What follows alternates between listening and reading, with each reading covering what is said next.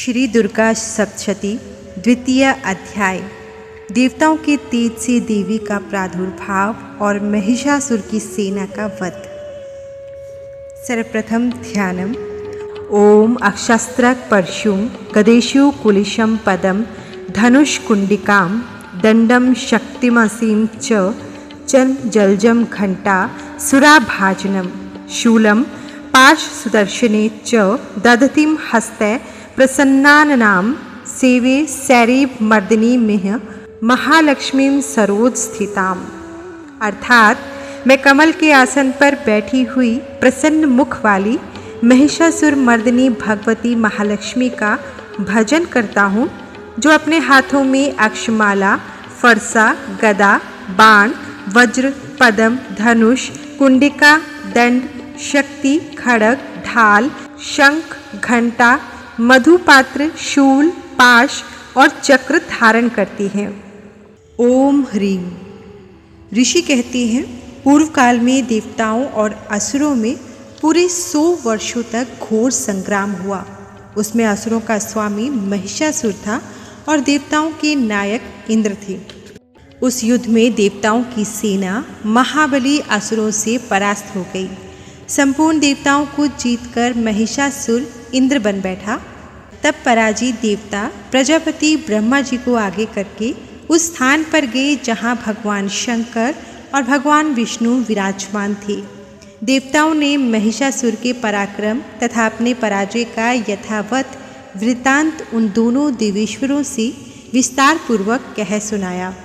वे बोले, भगवान, महिषासुर सूर्य, इंद्र, अग्नि, वायु, चंद्रमा, यम, वरुण तथा अन्य देवताओं के भी अधिकार छीनकर स्वयं ही सबका अधिष्ठाता बन बैठा है।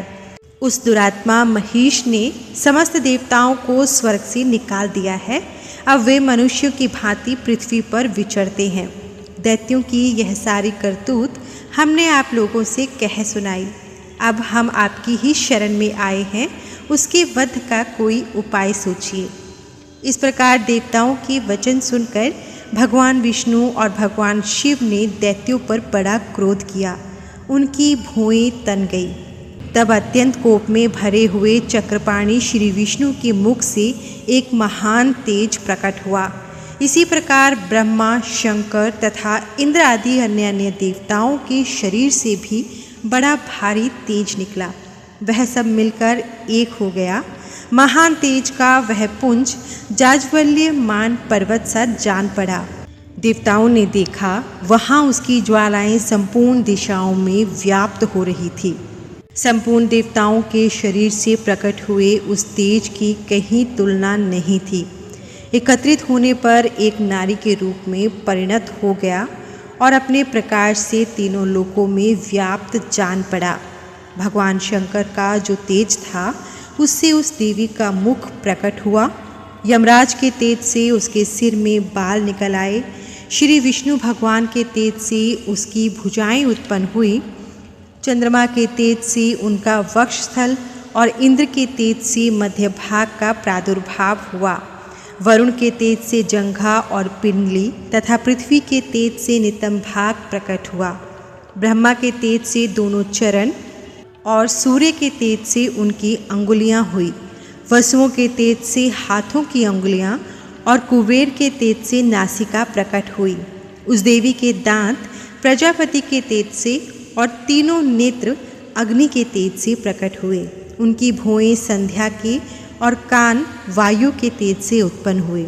इस प्रकार अन्य अन्य देवताओं के तेज से भी उस कल्याणमयी देवी का आविर्भाव हुआ।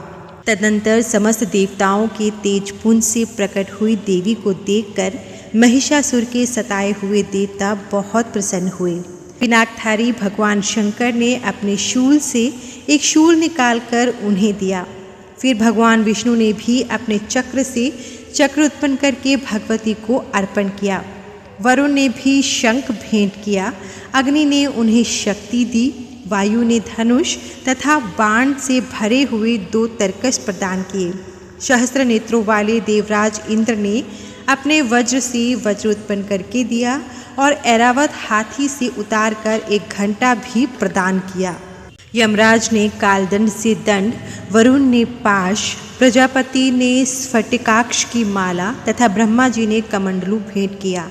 सूर्य ने देवी के समस्त रोमकूपों में अपनी किरणों का तेज भर दिया। काल ने उन्हें चमकती हुई ढाल और तलवार दी। क्षीर समुद्र ने उज्ज्वल हार तथा कभी जीर्ण न होने वाले 2 दिव्य वस्त्र भेंट किए। साथ ही उन्होंने दिव्य चूड़ामणि, 2 कुंडल, कड़े, उज्ज्वल अर्धचंद्र, सब बाहुओं के लिए केयूर, दोनों चरणों के लिए निर्मल नुपुर, गले की सुंदर हंसली और सब अंगुलियों में पहनने के लिए रत्नों की बनी अंगूठियां भी दी। विश्वकर्मा ने उन्हें अत्यंत निर्मल फरसा भेंट किया। साथ ही अनेक प्रकार के अस्त्र और अभेद्य कवच दिए। इनके सिवा मस्तक और वक्षस्थल पर धारण करने के लिए कभी न कुम्हलाने वाले कमलों की माला दी। जल्दी ने उन्हें सुंदर कमल का फूल भेंट किया। हिमालय ने सवारी के लिए सिंह तथा भांति भांति के रत्न समर्पित किए। धनाध्यक्ष कुबेर ने मधु से भरा पान पात्र दिया और संपूर्ण नागों के राजा शेष ने, जो इस पृथ्वी को धारण करते हैं, उन्हें बहुमूल्य मणियों से विभूषित नागहार भेंट किया। इसी प्रकार अन्य देवताओं ने भी आभूषण और अस्त्र शस्त्र देकर देवी का सम्मान किया। तत्पश्चात उन्होंने बारंबार अट्ठास पूर्वक उच्च स्वर से गर्जना की। उनके भयंकर नाद से संपूर्ण आकाश गूंज उठा। देवी का वह अत्यंत उच्च स्वर से किया हुआ सिंहनाद कहीं समा न सका। आकाश उसके सामने लघु प्रतीत होने लगा। उससे बड़े जोर की प्रतिध्वनि हुई, जिससे संपूर्ण विश्व में हलचल मच गई और समुद्र कांप उठे। पृथ्वी डोलने लगी और समस्त पर्वत हिलने लगे। उस समय देवताओं ने अत्यंत प्रसन्नता के साथ सिंहवाहिनी भवानी से कहा, देवी तुम्हारी जय हो। साथ ही महर्षियों ने भक्ति भाव से विनम्र होकर उनका स्तवन किया। संपूर्ण त्रिलोकी को क्षोभग्रस्त देख दैत्यगण अपनी समस्त सेना को कवच आदि से सुसज्जित कर हाथों में हथियार ले सहसा उठकर खड़े हो गए। उस समय महिषासुर ने बड़े क्रोध में आकर कहा, आह, यह क्या हो रहा है। फिर वह संपूर्ण असुरों से घिरकर उस सिंहनाद की ओर लक्ष्य करके दौड़ा और आगे पहुंचकर उसने देवी को देखा, जो अपनी प्रभा से तीनों लोकों को प्रकाशित कर रही थी। उनके चरणों के भार से पृथ्वी दबी जा रही थी। माथे के मुकुट से आकाश में रेखाएं खींच रही थी तथा वे अपने धनुष की टंकार से सातों पातालों को क्षुब्ध किए देती थी। देवी अपनी हजारों भुजाओं से संपूर्ण दिशाओं को आच्छादित करके खड़ी थी। तदनंतर उनके साथ दैत्यों का युद्ध छिड़ गया। नाना प्रकार के अस्त्र शस्त्रों के प्रहार से संपूर्ण दिशाएं उद्भासित होने लगी। चिक्षुर नामक महान असुर महिषासुर का सेना नायक था। वह देवी के साथ युद्ध करने लगा। अन्य दैत्यों की चतुरंगनी सेना साथ लेकर चामर भी लड़ने लगा। 60,000 रथियों के साथ आकर उदग्र नामक महादैत्य ने लोहा लिया। 1 करोड़ रथियों को साथ लेकर महाहनु नामक दैत्य युद्ध करने लगा, जिसके रोएं तलवार के समान तीखे थे। वह असीलोमा नाम का महादैत्य 5 करोड़ रथी सैनिकों सहित युद्ध में आ डटा। 60 लाख रथियों से घिरा हुआ वाशकल नामक दैत्य भी उस युद्ध भूमि में लड़ने लगा। परिवारित नामक राक्षस हाथी सवार और घुड़सवारों के अनेक दलों तथा 1 करोड़ रथियों की सेना लेकर युद्ध करने लगा। विडाल नामक दैत्य 5 अरब हाथियों से घिरकर लोहा लेने लगा। इसके अतिरिक्त और भी हजारों महादैत्य रथ, हाथी और घोड़ों की सेना साथ लेकर वहां देवी के साथ युद्ध करने लगे। स्वयं महिषासुर उस रणभूमि में कोटि कोटि सहस्त्र रथ, हाथी और घोड़ों की सेना से घिरा हुआ खड़ा था। वे दैत्य देवी के साथ तोमर, भिंदीपाल, शक्ति, मूसल, खड़ग, परशु और पट्टिश आदि अस्त्र शस्त्रों का प्रहार करते हुए युद्ध कर रहे थे। कुछ दैत्यों ने उन पर शक्ति का प्रहार किया, कुछ लोगों ने पाश फेंके तथा कुछ दूसरे दैत्यों ने खड़ग प्रहार करके देवी को मार डालने का उद्योग किया। देवी ने भी क्रोध में भरकर खेल खेल में ही अपने अस्त्र शस्त्रों की वर्षा करके दैत्यों के वे समस्त अस्त्र शस्त्र काट डाले। उनके मुख पर परिश्रम या थकावट का रंच मात्र भी चिन्ह नहीं था।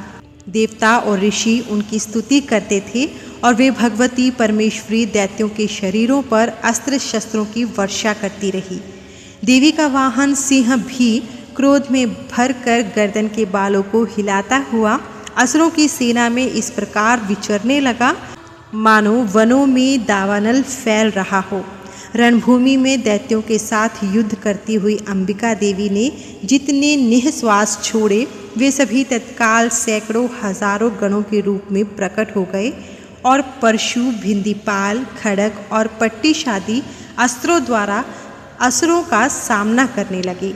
देवी की शक्ति से बड़े हुए वे गण असुरों का नाश करते हुए नगाड़ा और शंख आदि बाजे बजाने लगे। उस संग्राम महोत्सव में कितने ही गण मृदंग बजा रहे थे। तदनंतर देवी ने त्रिशूल से, गदा से, शक्ति की वर्षा से और खड्ग आदि से सैकड़ों महादैत्यों का संहार कर डाला। कितनों को घंटे के भयंकर नाद से मूर्छित करके मार गिराया। बहुतेरे दैत्यों को पाश से बांधकर धरती पर घसीटा। कितने ही दैत्य उनकी तीखी तलवार की मार से दो दो टुकड़े हो गए। कितने ही गदा की चोट से घायल हो धरती पर सो गए। कितने ही मूसल की मार से अत्यंत आहत होकर रक्त वमन करने लगे। कुछ दैत्य शूल से छाती फट जाने के कारण पृथ्वी पर ढेर हो गए। उस रणांगन में बाण समूहों की वृष्टि से कितने ही असुरों की कमर टूट गई। बाज की तरह झपटने वाले देव पीड़क दैत्यगण अपने प्राणों से हाथ धोने लगे। किन्हीं की बाहें छिन्न भिन्न हो गई, कितनों की गर्दनें कट गई। कितने ही दैत्यों के मस्तक कट कट कर गिरने लगे। कुछ लोगों के शरीर मध्य भाग से ही विदीर्ण हो गए। कितने ही महादैत्य जांग कट जाने से पृथ्वी पर गिर पड़े। कितनों को ही देवी ने एक बाह, एक पैर और एक नेत्र वाला करके दो टुकड़ों में चीर डाला। कितने ही दैत्य मस्तक कट जाने पर भी गिरकर फिर उठ जाते और केवल धड़ के ही रूप में अच्छे अच्छे हथियार हाथ में ले देवी के साथ युद्ध करने लगते। दूसरे कबंध युद्ध के बाजों की लय पर नाचते थे।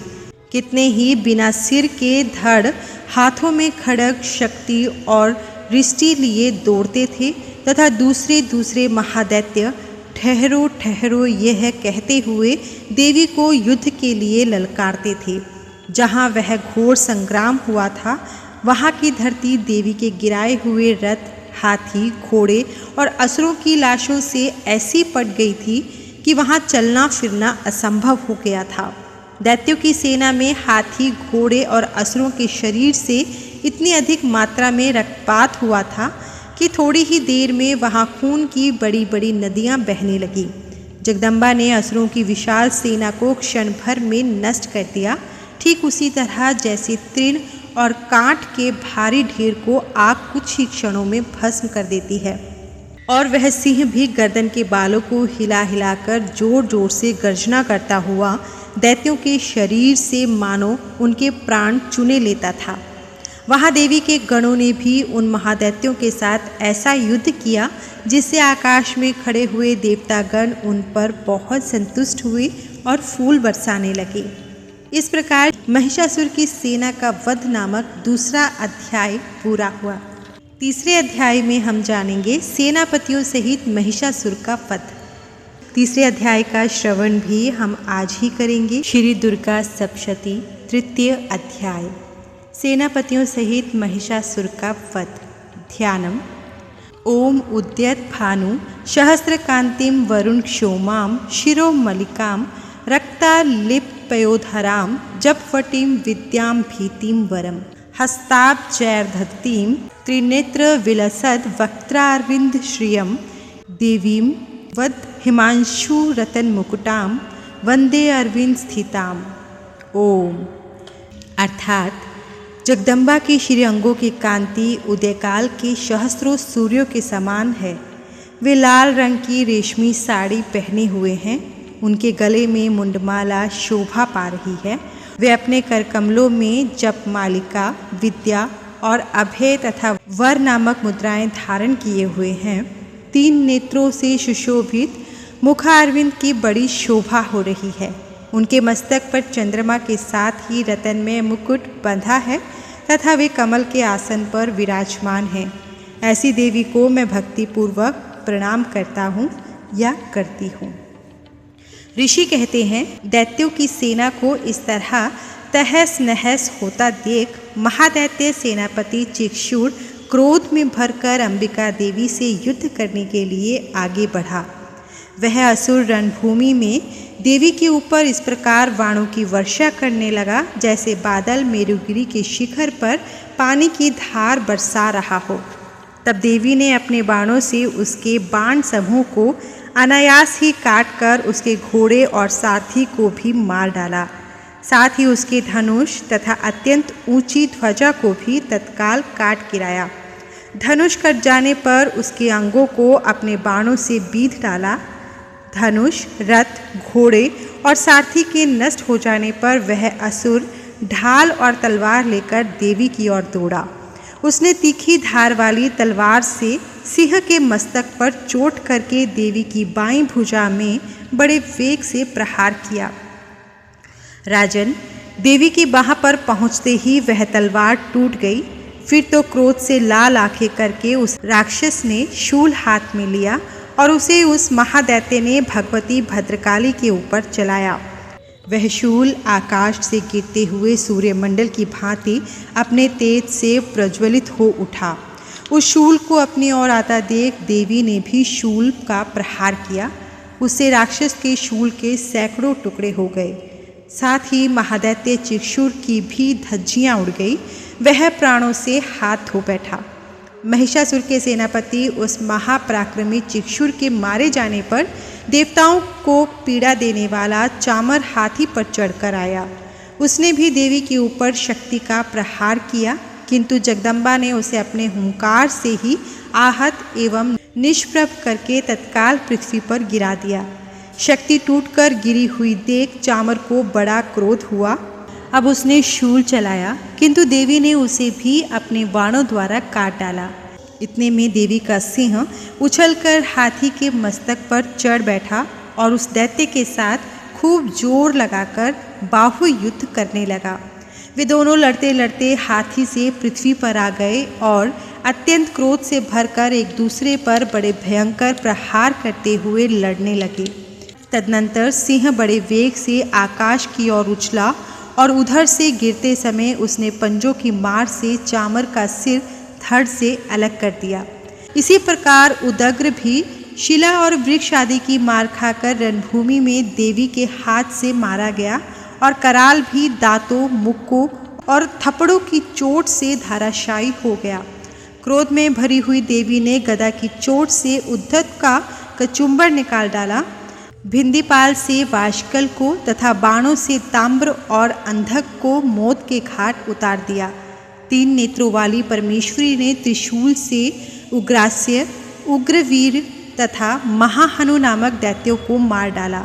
तलवार की चोट से विडाल के मस्तक को धड़ से काट गिराया। दुर्धर और दुर्मुख इन दोनों को भी अपने बाणों से यमलोक भेज दिया। इस प्रकार अपनी सेना का संहार होता देख महिषासुर ने भैंसे का रूप धारण करके देवी के गणों को त्रास देना आरंभ किया। किन्हीं को थुतुन से मारकर, किन्हीं के ऊपर खुरों का प्रहार करके, किन्हीं किन्हीं को पूंछ से चोट पहुंचाकर, कुछ को सिंहों से विदीर्ण करके, कुछ गणों को वेग से, किन्हीं को सिंहनाद से, कुछ को चक्कर देकर और कितनों को निःश्वास वायु के झोंके से धराशायी कर दिया। इस प्रकार गणों की सेना को गिराकर वह असुर महादेवी के सिंह को मारने के लिए झपटा। इससे जगदम्बा को बड़ा क्रोध हुआ। उधर महापराक्रमी महिषासुर भी क्रोध में भरकर धरती को खुरों से खोदने लगा तथा अपने सिंहों से ऊंचे ऊंचे पर्वतों को उठाकर फेंकने और गरजने लगा। उसके वेग से चक्कर देने के कारण पृथ्वी क्षुब्ध होकर फटने लगी। उसकी पूंछ से टकराकर समुद्र सब ओर से धरती को डुबोने लगा। हिलते हुए सिंहों के आघात से विदीर्ण होकर बादलों के टुकड़े टुकड़े हो गए। उसके श्वास की प्रचंड वायु के वेग से उठे हुए सैकड़ों पर्वत आकाश से गिरने लगे। इस प्रकार क्रोध में भरे हुए उस महादैत्य को अपनी ओर आते देख चंडिका ने उसका वध करने के लिए महान क्रोध किया। उन्होंने पाश फेंककर उस महान असुर को बांध लिया। उस महासंग्राम में बंध जाने पर उसने भैंसे का रूप त्याग दिया और तत्काल सिंह के रूप में प्रकट हो गया। उस अवस्था में जगदम्बा ज्यों ही उसका मस्तक काटने के लिए उद्यत हुई, त्यों ही वह खड्गधारी पुरुष के रूप में दिखाई देने लगा। तब देवी ने तुरंत ही बाणों की वर्षा करके ढाल और तलवार के साथ उस पुरुष को भी बींध डाला। इतने में ही वह महान गजराज के रूप में परिणत हो गया। तब अपनी सूंड से देवी के विशाल सिंह को खींचने और गर्जने लगा। खींचते समय देवी ने तलवार से उसकी सूंड काट डाली।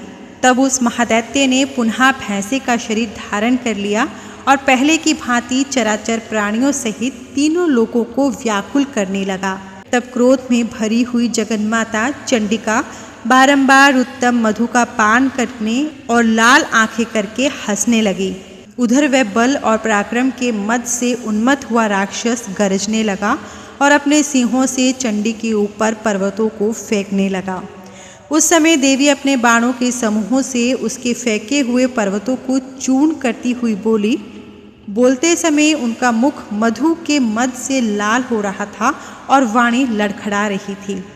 देवी ने कहा, ओ मूढ़, मैं जब तक मधु पीती हूँ तब तक तू क्षण भर के लिए खूब गरज ले। मेरे हाथ से यहीं तेरी मृत्यु हो जाने पर अब शीघ्र ही देवता भी गर्जना करेंगे। ऋषि कहते हैं, यूँ कहकर देवी उछली और उस महादैत्य के ऊपर चढ़ गई। फिर अपने पैर से उसे दबाकर उन्होंने शूल से उसके कंठ में आघात किया। उनके पैर से दबा होने पर भी महिषासुर अपने मुख से दूसरे रूप में बाहर होने लगा। अभी आधे शरीर से ही वह बाहर निकलने पाया था कि देवी ने अपने प्रभाव से उसे रोक दिया। आधा निकला होने पर भी वह महादैत्य देवी से युद्ध करने लगा। तब देवी ने बहुत बड़ी तलवार से उसका मस्तक काट गिराया। फिर तो हाहाकार करती हुई दैत्यों की सेना भाग गई और संपूर्ण देवता अत्यंत प्रसन्न हो गए। देवताओं ने दिव्य महर्षियों के साथ दुर्गा देवी का स्तवन किया। गंधर्वराज गाने लगे और अप्सराएं नृत्य करने लगी। इस प्रकार श्री मार्कंडेय पुराण में सावर्णिक मनवंतर की कथा के अंतर्गत देवी महात्म्य में महिषासुर वध नामक तीसरा अध्याय पूरा हुआ।